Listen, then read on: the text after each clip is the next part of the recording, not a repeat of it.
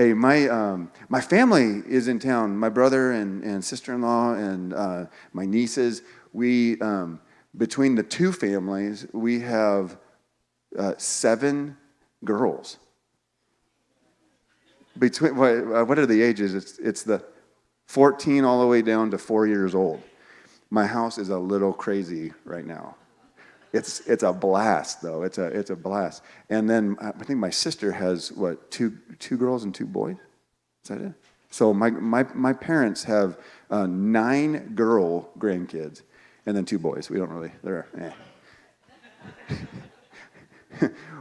Jordan and I are proud girl dads. So, so we planned this time they were just going to come and hang out and have fun with us. And Jordan said, "Hey, you want me to preach for you?" I'm like, "You're on vacation. You want to preach for me?" And he's like, "Yeah, I'll just recycle one from a." No, but he's gonna preach in our series on Jesus and take us the next step down the road. And so, Pastor Jordan Lombard. That's the only time you're going to get that from me. Thank you. Well, hey, good morning, everybody. It's so good to be with you today. My family and I, we're here from Des Moines, Iowa, and we are passionate Husker fans, though. So this is home, this is family, being in the state of Nebraska. Just want to say hello to you. It's an honor and a privilege to be here at your church. My wife and I, our kids, we love your church, but we love your pastors too, and I think that you have some of the best that are out there. And I don't just say that because Pastor Jonathan is my brother. I just say it because it's true. Listen, I've been. I think you know some of our pedigree, and so we've been around a lot of churches. I've been around a lot of pastors, and your church is the envy of many, honestly. And so because of that, we're hearing all kinds of great things God's doing in your church, and so excited for the days ahead. You have some wonderful days ahead. God is blessing this church, and we're excited just to be here today to kind of sow into that, to maybe bring a word of blessing and encouragement to you on your journey of following Jesus. Amen? Amen. So we're continuing on in the series called Jesus, where we're just looking at Jesus' life, and we're looking at who he is, and just sort of asking some questions. Is it possible that there's some things from Jesus and his life that should be true of ours? How many of y'all know that we want to know Jesus so well that our lives rightly reflect who he is? Right? I think one of the challenges with that is that in 2022, whether you realize it or not, there's actually a lot of speculation out there about who Jesus is. And you might be surprised to learn that this speculation does not exist entirely within the secular culture. In fact, some of the greatest speculation on Jesus can exist within the church as well. And I think what happens is that so often people can just sort of go through life with this very limited, very preconceived, very narrow view and understanding of Jesus that it can just sort of create all kinds of confusion in their life. Let me just take a moment because of that. I want to just acknowledge some of the tension that can sometimes exist within us, but that certainly exists around us when it comes to Jesus, okay? So Jesus is one of the most controversial figures of all time, right? He remains controversial within the dominant culture today. Is that true? Like he is still very controversial. Jesus is, he is one of the most enduring figures in all of human history. Like the world just can't get rid of him. They've tried. He has endured throughout history. And I think because of this, everywhere we look right now, there are opinions about Jesus. Like everybody has an opinion about Jesus. Opinions about what he taught, opinions about what his mission really was, opinions about what he should be called. And so it seems like so much of the world has an idea, an opinion, a story about Jesus. Even those who have chosen not to follow him would have an opinion about him. Am I right? And so today, I think what we want to do, and in this series, what we want to do is sort of step into that tension, step into that reality that, hey, there's a lot of opinions out there about Jesus. There's a lot of people saying things about Jesus. What does Jesus say about Jesus? And how do we make sure that we have an accurate understanding and view of who he really is? I love what Jaroslav Pelikan says in his book, Jesus Through the Centuries. If you're taking notes, you can look at this right here. He says, regardless of what anyone may think or believe about him, Jesus of Nazareth has been the dominant figure of Western culture for almost 20 centuries. It is from his birth that most of the human race dates its calendars, BC AD. It is by his name that millions curse, and in his name that millions pray. So I think what Pelican's getting at here in his book is he's saying, hey, people can speculate all they want about who Jesus is, but they can't speculate about the impact that he has had in the world. How many of y'all know that you're a pretty important person when you literally split time in half? BC and AD. And so what we know right now is that 2,000 years later, Jesus is still impacting us today, right? And so this morning, what I want to do in this series, what we want to do that's going to take you all the way up to Easter. If you're taking notes today, we want to get our minds around not just what Jesus did, but who he is. Not just what he did. That's important. We love what Jesus did, and he did a lot of great things. I mean, he healed people. He blessed people. He preached some pretty amazing sermons and taught some amazing parables. But we want to move beyond just the things he did and embrace who Jesus really is. Matthew chapter 8 tells us an incredible story of Jesus with his disciples in the Sea of Galilee. And on the Sea of Galilee, they're in this boat. And you're going to know the story because it's incredibly famous. But in Matthew 8, Jesus is asleep in the belly of the boat, and his disciples are up on the deck. And a storm comes, right? Waves and wind, they beat against this boat. The disciples are terrified. They think that this boat is going to capsize, that they're all going to die. And so they go and they wake up Jesus. He comes out from the belly of the boat onto the deck, and the Bible tells us that he rebukes the storm. He rebukes the storm. He rebukes the wind. He rebukes the waves, and that this storm obeys his voice. Now, this is an amazing story, right? I mean, it's an incredible story, and I love it, but you've probably heard it taught many different ways, but the thing that I guess this morning that I want to pull out of this story, the thing that hits me maybe differently this time around is really the reaction of the disciples found in verse 27. It says this right here. It says, the disciples were amazed. Who is this man, they asked. Even the winds and waves obey him. Who is this man, they asked. Even the winds and waves obey him. And so what Matthew's telling us here in his gospel is that the disciples were amazed. This word amazed that he's using here, it's going to be different than maybe how you and I would use this word. I would probably use the word amazed to describe something that I'm impressed by. Hey, that was pretty impressive. That was pretty amazing, right? Wow, that's awesome. But I think understanding this word amazed here probably sells it short. It doesn't give us maybe the full understanding, because what's really going on here is these disciples see Jesus come out from the belly of the boat, speak to this storm, silence it. They're amazed, but they're really terrified. They're really just terrified. They're like, what did we just witness? And so catch this, in their amazement, in their fear, and in their curiosity, the disciples ask the essential question that everything comes down to. They ask the question, who is this man? Who is this man? That even the winds and the waves obey him. Well, in this series, all the way up till Easter, you're going to have Pastor Jonathan and anybody else teaching. They're going to try to really answer this question, who is this man? They're going to answer it different ways each week. Today, I'm going to answer it my way. And today, I just want to tell you, in response to the question, who is this man? I would say this man is Jesus. And Jesus is our victory, all right? Jesus is our victory. Now, something I want you to understand about me, a way you can kind of learn me a little bit, is that I really hate losing. I really hate losing, okay? I'm a winner, okay? And this has been true of me since as long as I can remember. I hate losing in sports. I hate losing at card games. I hate losing at, honestly, and we've been doing pretty good the last couple of days, me and my brother, against the ladies. So, and it just makes me feel good, right? I just love winning. I hate losing. It's been true of me since as long as I can remember. I just flat out hate it, and yeah, we got freedom for that. So I'm the kind of dad. I'm the kind of dad. I play games with my kids. I don't let them win. I'm not that dad. I'm like, hey, if you're gonna win, you're gonna actually win. I'm a winner. Winners win. Okay. So what I want you to know about me, though, is that I'm going to try to shift the blame, because I think I might have learned this from my dad. Okay. Am I right? I might have learned this from my dad, and so dad hates to lose. In fact, when dad loses, he's well known in our family to suggest that we play again. Right?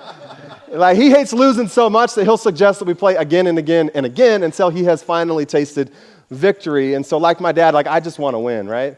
I just want to win. I hate the feeling of losing. There is this competitive side in me that just hates to lose, and it's honestly a part of my life that the Lord has had to refine and rip out of my life over the years. But I tell you that because I think what it all comes down to for me is that I just flat out hate the feeling of defeat. You know? Like, I hate that feeling that something or someone has gotten the better of me. I just hate it. And to be honest with you, there have been several times in my life over the years where I have just flat out felt defeated, you know? Like, I can think of times where sin has just gotten the better of me. I can think of times where, like, my emotions, my anger have gotten the better of me. Times where I'm just going, man, like I've been following Jesus for this long and I'm still dealing with this. I'm still struggling with this. Times of just feeling like defeated. How is this still true of my life? I can think of times where the things I've prayed for didn't happen. You ever had that? You ever been desperate for something you prayed for to happen and just feeling defeated when, you know, the people I prayed for didn't get healed, the miracle didn't come, just being desperate for God to move in power and answer this request and have it not happen and just feel defeated? Anybody relate to that? I can remember and think of times over the last few years of leading our church in the Des Moines area and just like wanting things to happen faster, things like growth and impact and transformation in people's lives, and just wondering, man, is this ever going to happen?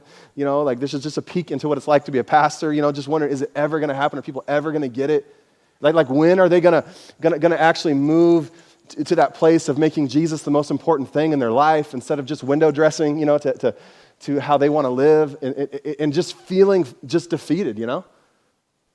The last couple years, I would imagine all of us in this room have had times of just feeling flat out defeated. Am I right? Am I right? But this is what I believe, and I want to encourage you with this thought. Really, the entire message is built on this thought right here. This is what I believe, that Christians are never supposed to get used to defeat. Christians are never supposed to get used to defeat. See, I believe that there is something from God that is built into the Christian that just longs for victory. Something built in that refuses to lose, that refuses to accept defeat. And this is really what I want to talk about today. This is really what I want to talk about today. The title of the message, if you're taking notes, is just that victory starts here. Victory starts here. Where exactly is here? It's Jesus, okay? It's the cross, it's the empty tomb. Victory is Jesus. Victory is only ever found in and through Jesus. He is our champion, right? He is our overcomer. He is our victor. Let me just give you a word of encouragement today, okay? His victory is our victory. Okay, so what that means is that because of his victory, you and I can experience victory too. And that's really, really important for us to understand. You know, this idea of victory has been central to the church for 2,000 years. Like it's been carried, it's been like cherished, it's been a huge part of the Christian church since the first century up until now. So it's not just a message that I'm teaching today, it's a message that's been taught throughout the last 2,000 years. Did you know that the first century church, the Christians in the first century, do you know that they did not come up with the term Christian, or the term gospel, I'm sorry? Did you know that? They did not create the term gospel, which means the good news. They actually borrowed it from the Romans. So the word gospel was a word that was commonly used in the first century in the Roman Empire. It was used for lots of different applications, lots of different things. One of the ways it was used was in reference to the battles that they would fight all around the known world at the time. And so when they would win, what would happen is that they would send people out with this message, yelling out the good news or yelling out the gospel, Roma victor, Roma victor, Roma victor, Rome is victorious. And what they were essentially communicating to everybody is that the battle is now secure, so the citizens of Rome, upon hearing this message, can be confident that there's now peace. This was their gospel message that was sent out. And so when the early church was trying to find language to express what Jesus did on the cross, they found language in this term gospel. And yet for them, instead of spreading the message or the good news that Rome is victorious, they spread the message of Christus Victor. They spread this message that was entirely different. So because for them, the true good news that everyone needed to hear was not that Rome was victorious. The true good news that everyone needed to hear was that Christ was victorious.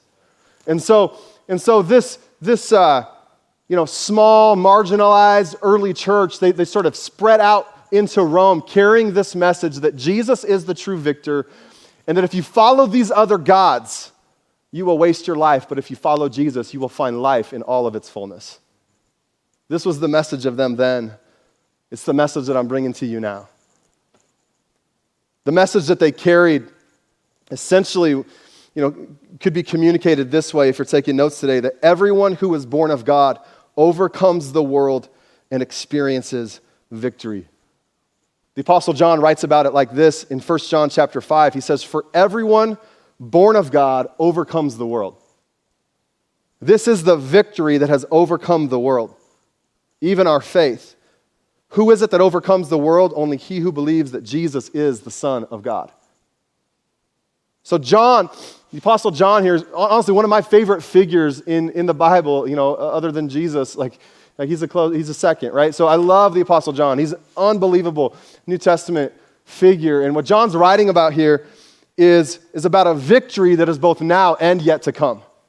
So he's talking about a future victory for sure, and a future eternal victory, but he's also talking about a victory that can be found and can be experienced in the here and now, in this life. He writes about, more than once, he writes about the life that is life, or the abundant life, that there is an invitation from Jesus for you and I to step into an experience with life in the here and now that is different than what the average person experiences on planet Earth. And he's talking about this victory. And he declares here in 1 John 5 that you and I, if we've put our faith and trust in Jesus, that we are victorious. And yet here's what I have found in my life and in walking with Jesus. I have found that even though I am declared victorious, I don't always feel very victorious. Have you ever noticed that? Has it ever been true for you? That the word is true. The scriptures are true. It says that we are overcomers. It says that we have victory. And yet oftentimes what I have found in my life is that I don't always feel very victorious. Oftentimes I feel more defeated than anything. And this is just what I believe today, again, if you're taking notes, is that I think we all long to move from a place of defeat to a place of victory. I think this is hardwired by our Creator into us to move from a place of defeat to a place of victory. And I think that if you were to be honest with yourself this morning, I think you would have to admit that there is a longing that exists within you for victory. Sometimes that longing is about the things that are circumstantial. Sometimes that longing for victory is about the things that are in your heart, the things that nobody knows about but you. Sometimes that longing is small, sometimes that longing is big. But this is what I believe. I believe that there is an inevitable ache that exists within the human experience and story that we're all longing for this place of victory in our lives. And John just says here, he says, everyone who is born of God overcomes the world. Who is it that overcomes the world? Only he who believes that Jesus is the Son of God. So the question here is, what does it really mean to overcome the world? Because you can read this, I can read this, and we can maybe misunderstand what kind of victory John's really talking about, because this idea of overcoming the world is used in multiple places in the New Testament. And so I want you to have a clear understanding of what he's talking about. Sometimes the world means every person who has ever lived throughout history. Every person who has ever lived on the face of the earth, all humanity throughout all of time. This is how it's used in John 3:16. For God so loved the world. That's everybody, right? That's every person on the planet. That's not what John is talking about here in 1 John 5, okay? So we don't want to misunderstand what he's talking about. We don't have victory over people. That's not the idea here. We don't overcome, people and crush people. That's not what John is getting at here. Sometimes the world means the created universe that you and I live in. John's not talking about the cosmos here in 1 John 5. He's not talking about that which God has created. This is what he's getting at. When we're talking about the world as something that we are to overcome, we are talking about the broken and sinful system of the world that we live in that is empowered by Satan and designed to draw us away from God. That's what we're talking about.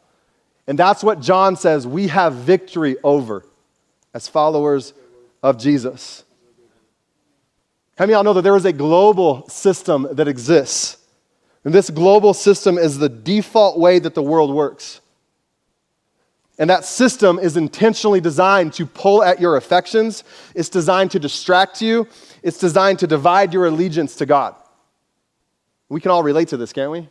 Like the default mode of life is this. We just find ourselves being pulled further and further away from God. Like when we're not intentional with our relationship with Jesus, how many of y'all know that you find yourself not closer to God, but further from Him?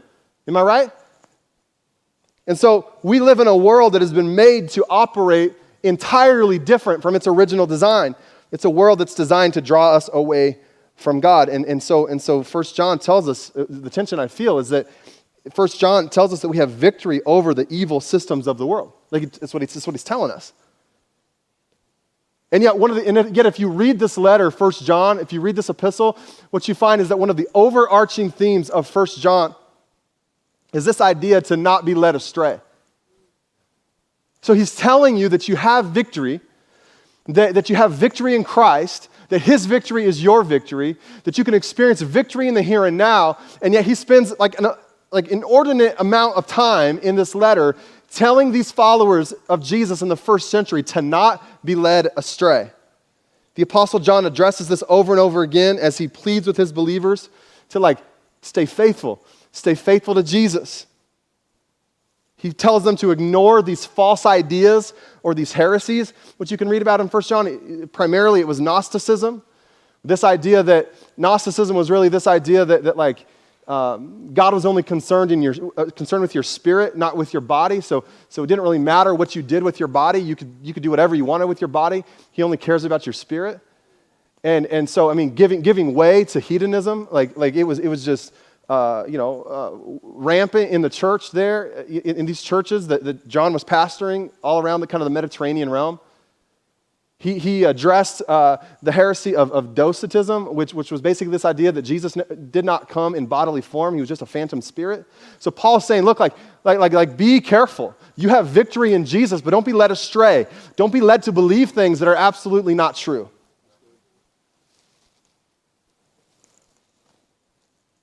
How many of y'all know that it's not just the first century church that the Apostle John's writing to that's dealing with false voices and false visions? I think we too are trying to figure out what it means to hold fast to the person of Jesus. Are we not?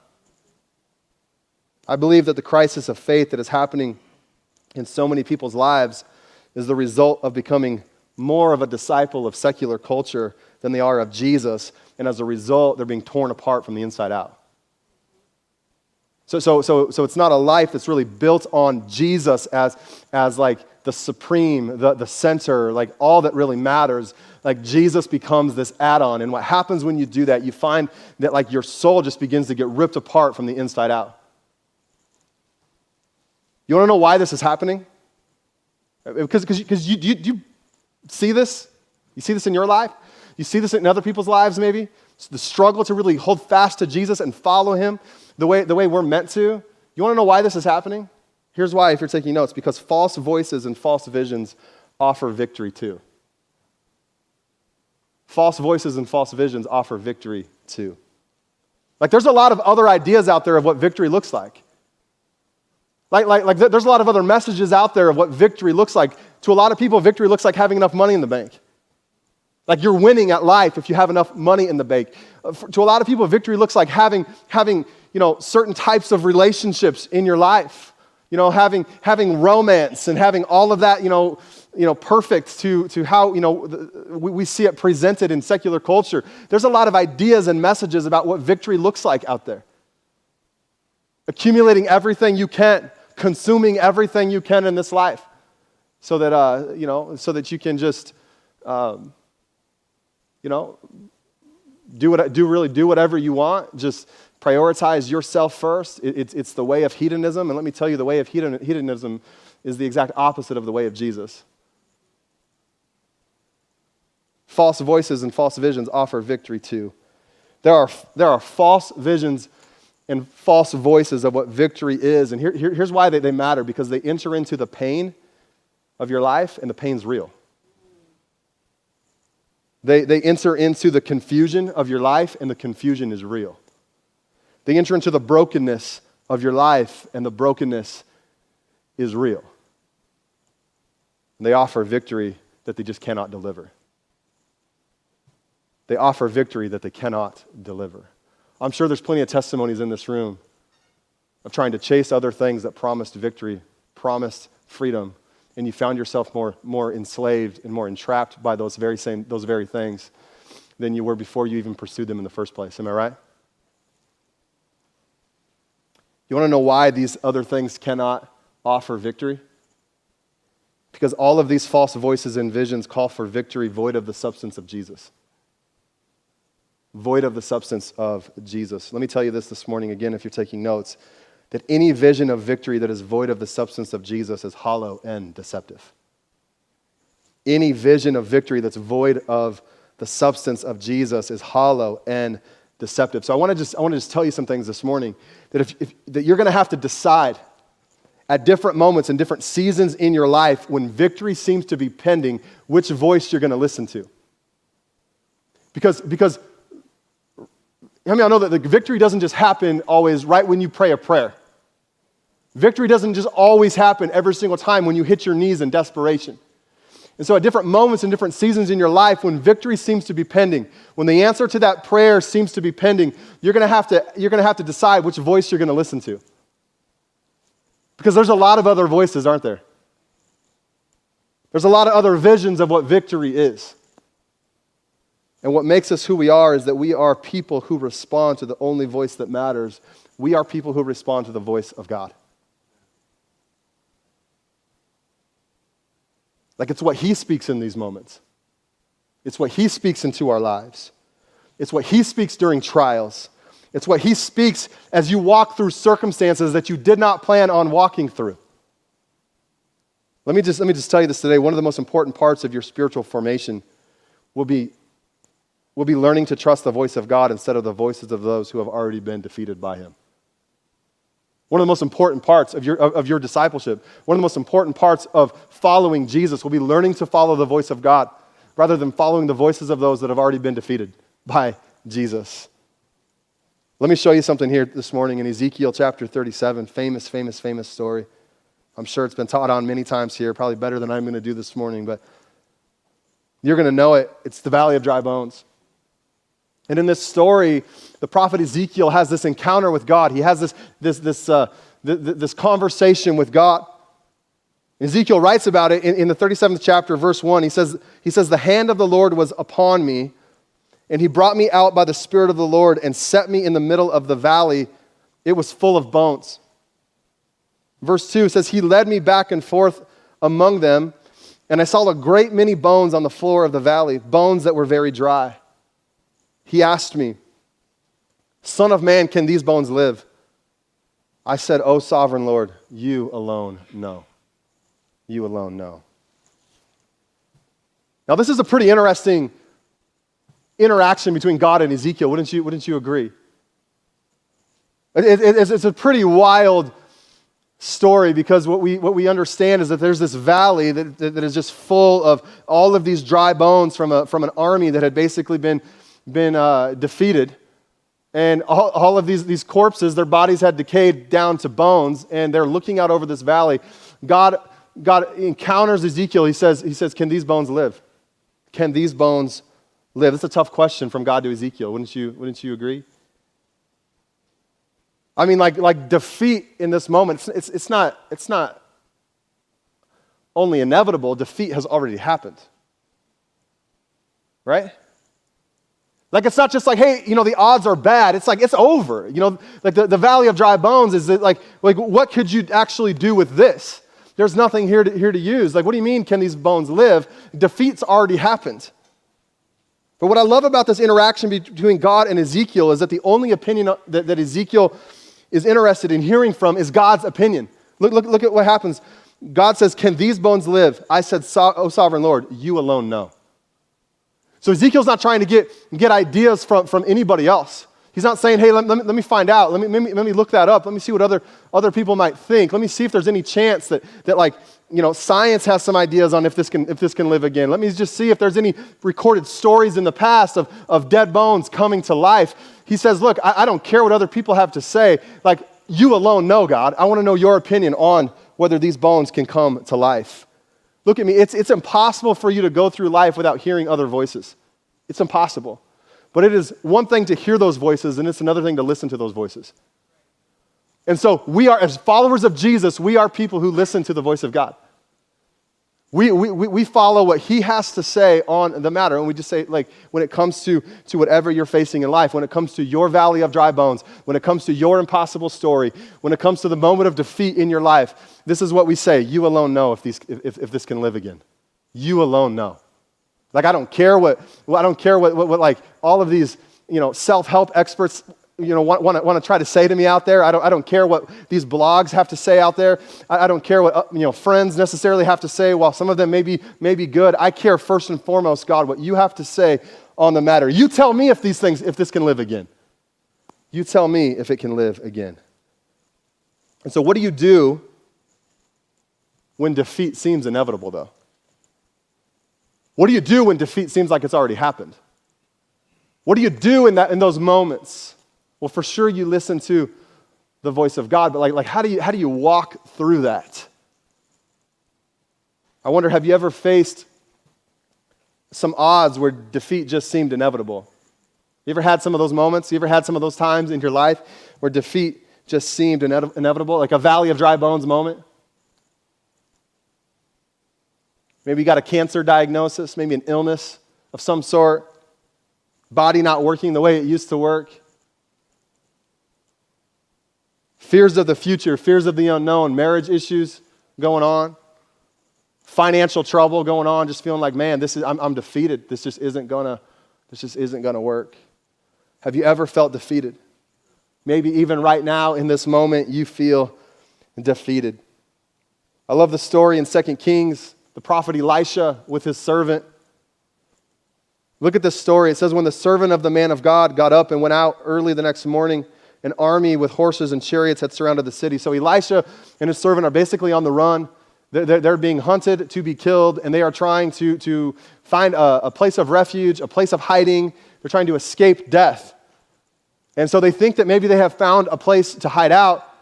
And in the morning, they get up, making some coffee, just kind of at peace, feeling like they've found a refuge, and the servant opens the door, and they are surrounded by this vast army. "Oh, my Lord, what shall we do?" the servant asked. This is like the place in the Bible where it's like this first person that ever said, "Oh, my God." Right? I mean, it's pretty much what happened right here. Like he opens the door, and he's like, oh my God. Like, what are we going to do now? Verse 16, "Don't be afraid," the prophet answered. "Those who are with us are more than those who are with them." And Elisha prayed, "O Lord, open his eyes so he may see." Then the Lord opened the servant's eyes. He looked and saw the hills full of horses and chariots of fire all around Elisha. It's pretty incredible. How many of y'all know that when Elisha's servant opened the door and saw an army surrounding the city that had come for them, the defeat seemed inevitable? How many know, like, he really saw, like, no way out of this? How many know it seemed like they were outnumbered, they were outgunned, there was just, like, no way through this. Like, it was just the end. They had done their job, they had been faithful to the Lord as long as they could, and now this was the story. This was the end of the story that God had written. This was their final chapter. Defeat was all that he could see. Catch this with me. In this story, like Elisha's servant, defeat was all that he could see until God opened his eyes. And when God opened his eyes, all of a sudden he sees that there are more out there that are for them than those who are against them. Let me just tell you why. Because the God that you serve, the God that I serve, he is the God of the comma. Okay? He is the God of, like, hey, just wait a minute. Like, the story's not over. I'm still writing this chapter that you're in. Like, let me just encourage you. Do not put a period where God has placed a comma. He is the God of the comma. He's the God of, like, there's more to the story. Hold on, just wait a minute. I'm not done yet. I got more to say on the matter. Would you just let me write how I write? He's the God of the comma. I love this story in 2 Kings because it really is what inspired a song that I love, probably a song that you guys sing here at this church. It's the song, This Is How I Fight My Battles, right? It comes right out of this story in 2 Kings. This is how I fight my battles. This is how I fight my battles. It may look like I'm surrounded, but I'm surrounded by you. Like I'm surrounded by you. Like there's more than what I can just see with my eyes in the natural. There is more that God is up to than what I just see in this present moment. So when you look at your valley of dry bones, when you look at your story of defeat, when you look at your impossible, let me just tell you, He's the God of the comma. There's more being written. And when it looks like you're surrounded by defeat, victory is surrounding you even more.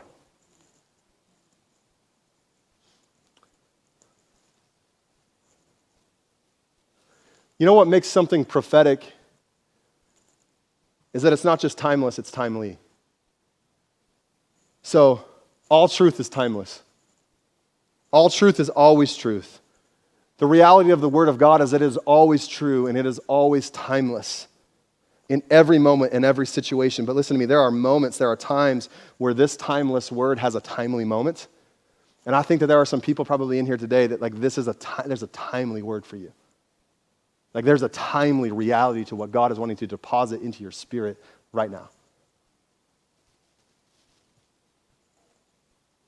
And that's what makes it like prophetic in your life right now. It's not just timeless. Like this is true. Everything I'm preaching today is true. But I want you to understand it's like true for you. It's true for you right now. We come to church a lot of times and we sit and we spectate. A lot of times we walk out really unchanged. A lot of times we walk out like the very same people that we were when we walked in. I want to tell you that this truth that I'm preaching today, it's true for everybody in the room, which means it's true for you too. And like it can shift things in your life. It can change things in your life if you would allow it. The reality of the word this morning is that it's prophetic and that it's not just timeless, it's timely. Like it's stepping in at just the right moment. God has a word for you today. God has a word for you today. I'm getting ready to close if the team wants to come up. You don't have to come fast. It's going to take me a minute. So, like our worship team back home, they've been known to like stand on stage for like 20 minutes and strum. Because listen, like we come from like a very strong Pentecostal background, and when those keys start to play, like how many like the anointing just drops, right? So that's you better get ready. I don't know how much longer this is going to go once the keys start and the guitar strums, but let me just try to get you going out here today with some thoughts here. Matthew chapter 16, one of my most favorite stories of all time. Jesus takes his disciples on a field trip to a place called Caesarea Philippi. And they are in this like northern region, which is right at the foot of Mount Hermon, which sometimes people get Caesarea Philippi mistaken for this city named Caesarea that is on the Mediterranean coast. This is not that. This is a very pagan city, Caesarea Philippi. It is like filled with all kinds of debauchery. It's like the Vegas it's like the Vegas and the New Orleans all mixed together in this one area where evil just is rampant. There's pagan worship. I don't even want to get into it all, but there's like human sacrifices going on in this area. It's unreal. In fact, Jonathan and I, when we got to go to Israel together 3 years ago, this month actually, we were able to be in Caesarea Philippi, see the ruins of these temples and things that were constructed where they would just offer human sacrifices to the god Pan. And then they had this cave that we were able to look at, which was known as the entrance to the underworld, the gates of hell. And so, Matthew 16, Jesus takes his disciples on a field trip to this place. This isn't where you just take like young men who are like, trying to necessarily, be discipled and grow in their faith. You don't take them to a place of just like rampant debauchery and, anything goes. Like you take them there, if you take them there, you don't just take them there to have fun, you take them there for a purpose, for a reason. And so Jesus takes his disciples here. And it says in verse 13, it says, when Jesus came to the region of Caesarea Philippi, he asked his disciples this question, who do people say the Son of Man is? They replied, some say John the Baptist, others say Elijah, and still others Jeremiah or one of the prophets. And so basically what's going on here is they're saying, like, people have no idea who you are, but they know that you're something. Like they've seen enough, like they don't really know, like they think maybe you're this prophet or that prophet. They don't know exactly who you are, but people have seen enough to know that you're something. That's how they respond to Jesus. Verse 15, Jesus says, but what about you? What about you? Like, who do you say that I am? Who do you say that I am? Who do you say that I am? Let me just tell you right now, if Jesus really is who he says he is, this is the most important question that you will ever be asked in your life. Who do you say that he is? If he really is who he says he is, the most important question anyone will ever ask you in your life. In verse 16, Simon Peter answers. And he says, you are the Christ, the Son of the living God. Now catch this, like Peter is not theologically trained at this time. He's had some training, in the Torah, but he's not like theologically well developed. He's not giving an answer based on intellectual assent, where he's going, okay, like I know the Old Testament prophecies, I know what they said, there, and now like it's obvious that you're that, and so he's not saying that you're the Messiah, you're the Christ because of intellectual assent. He's responding based on what he has seen with his very own eyes. Like he's followed Jesus, he's been around him, he's seen the things he's done. He's giving an answer based on his decision to lean upon Jesus with all of his life, his decision to believe. And basically what Peter is doing is he's looking at Jesus and he's saying, all right, like I've seen enough. Whoever you are and whatever you are, I'm in. Like I'm all in. Like I don't know. Like I'm pretty sure you're the Messiah. You have to be. Like I don't know exactly who you are, but like I'm in. Like I know, I'm in. I've seen enough with my eyes. Jesus replies in verse 17. He says, "Blessed are you, Simon, son of Jonah, for this was not revealed to you by man, but by my Father in heaven. And I tell you that you are Peter, and on this rock I will build my church, and the gates of hell, the gates of Hades, will not overcome it." Here's what Jesus is saying to Peter. He's saying, when you put your faith in me, when you put your trust in me, when you believe in me, when you lean upon me with your life, when you trust me, the gates of hell will not be able to do a thing about it. The gates of hell will not be able to do a thing about it, because the ones who overcome are the ones who believe that Jesus is the Son of God. Are you with me today? Are you with me today? Colossians chapter 2, Paul writes very famously here, and he says this about Jesus. He says, "And having disarmed the powers and authorities, he made a public spectacle of them, triumphing over them by the cross." Paul's writing here to this church in Colossae, and he's telling them, he's using language that they would have understood, that would have been common in the first century there, throughout the Roman Empire. He's talking about a triumphant entry and a public spectacle. Two things they would have understood immediately as they heard these words, and they read these words, because in the Roman Empire, a triumphant entry and a public spectacle were things that were well known. And what these were basically when an emperor, like Octavian, like Vespasian, Caesar Augustus, any of these guys, when they would conquer, when they would win, when they would advance in a region and win a war, win a battle, eventually they would come back home to Rome. Eventually they would come back to the home city, and when they would enter into Rome, they would experience what was called the triumphant entry. So the parade would happen. People would line the streets. This emperor of Rome would come through, and he would have all, his caravan of soldiers and people with him, all the spoils of war. So he'd pass by on this road with people on either side, and they would see everything they conquered during the battles, and he would have his triumphant entry. But at the very end of this parade, at the very, very end of this parade were the ones who had been his enemies, the ones that he had conquered, the ones he had defeated. So emperors and kings and generals and rulers of other nations, they would be at the very end of this parade walking behind this emperor of Rome into the city, and this was known as a public spectacle, because they would be chained, they'd be stripped, they'd be defeated, walking at the very end of the parade. And Paul is writing here from prison, may I add. And he's telling us that Jesus has essentially done the same thing. He's giving us imagery. He's giving us like a picture of what Jesus has actually done on the cross, that he has made a public spectacle of his enemies as well.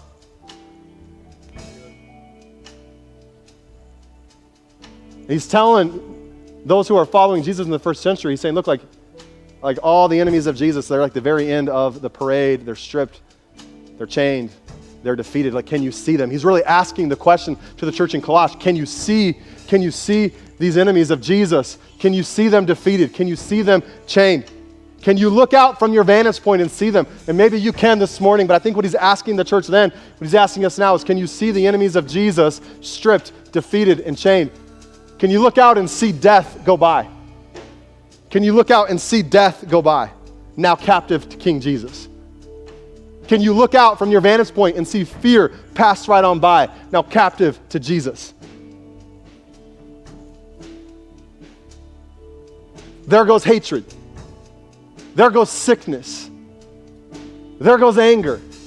Can you see these enemies of Jesus pass you by from your vantage point? There goes racism. There goes marriage problems. There goes financial trouble. There goes defeat.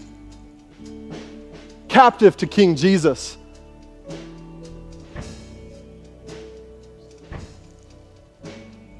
Paul is in prison, captive himself, in a place where most people would assume he's feeling defeat, and he's writing out and he's saying, look, you may think I'm defeated, but you have no idea how free I really am. Yeah.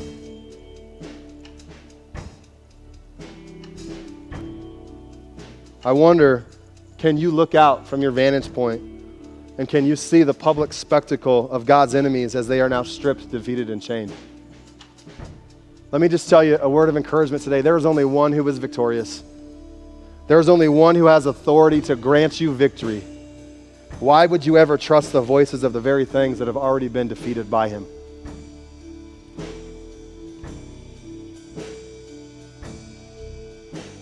Would you stand with us this morning?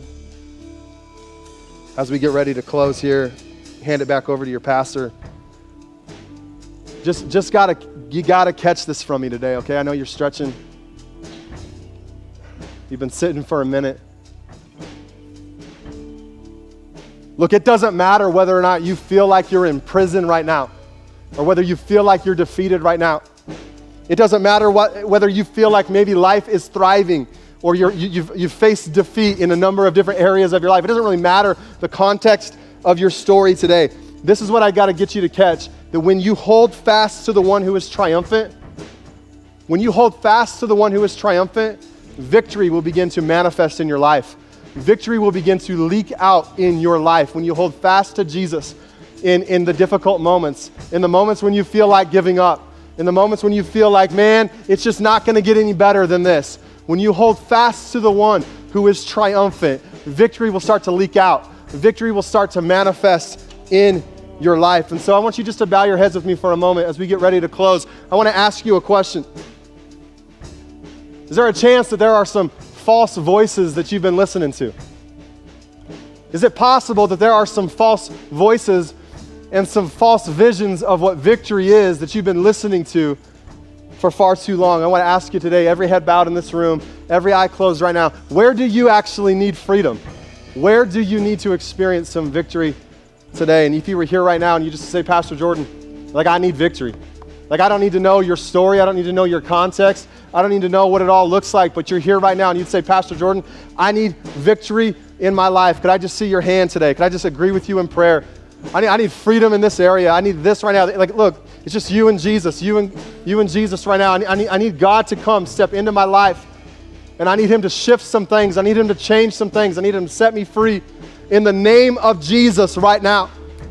Father, I pray that you would start to just move in power. You tear down every wall. You break down every chain. God, everything that has set itself up against the authority of King Jesus, we stand against right now. We come against every lie, every voice, every false vision of victory that wants to take us and lead us astray. We come before you, God. We seek your face. We ask for you to have the voice that is stronger, the voice that is louder in our life than any other voice. Every person in this room under the sound of my voice, I just declare freedom for every captive right now. Never the same. Jesus. Holy Spirit, move in power right now. Start to change us, God. That this wouldn't just be another Sunday morning. This wouldn't just be another routine time of coming to church. But God, we'd walk out of here knowing that we met with you, we encountered you, that we didn't waste this moment in any way. We left here free by the power of your Holy Spirit. So God, I just declare freedom in this room. I thank you that your victory is our victory. We rest in that victory today. We worship you in Jesus' name.